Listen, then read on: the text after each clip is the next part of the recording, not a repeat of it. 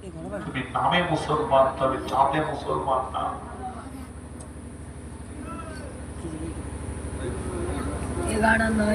আল্লাহ নবী যখন মক্কা শরীফ থেকে মদিনা শরীফে হিজরত করছিলেন,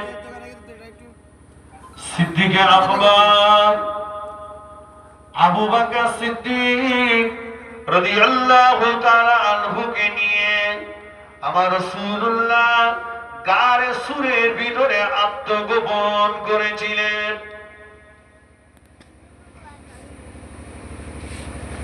ও মায়েরা, গারে সুরের ভিতরে আমার রাসূলুল্লাহ সিদ্দিকে আকবরকে নিয়ে আর গারে সুরের মুখে কবুতরে বাসা বাঁধলো, মাকড়সায় জাল বুনলো, কবুতরে বাসা বাঁধলো, মাকড়সায় জাল বুনলো।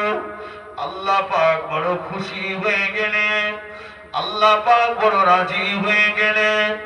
আল্লাহ পাক কবুতরকে ডেকে বলেছিলেন, এ কবুতর, জীবনের পরোয়া করলি না, জানের মায়া করলি না, আমার নবীর হেফাজতের জন্য গুহার মুখে ঘর বানিয়ে দিলি।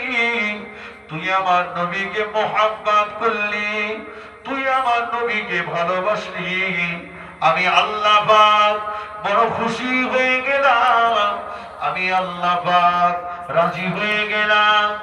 এক কবুতর, নবীর জন্য যে ঘর বানিয়েছিস, এটাই হলো তোর জীবনের শেষ ঘর বানানো। কিয়ামত পর্যন্ত দুনিয়ার জমিনে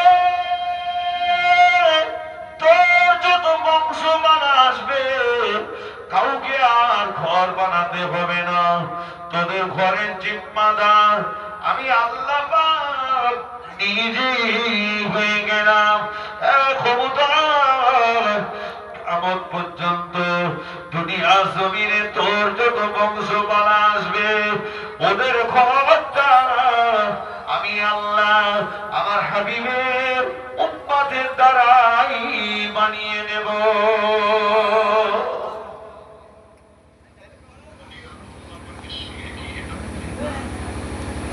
কবুতর বোঝেন তো? কবুতরের ঘর কারা বানায়?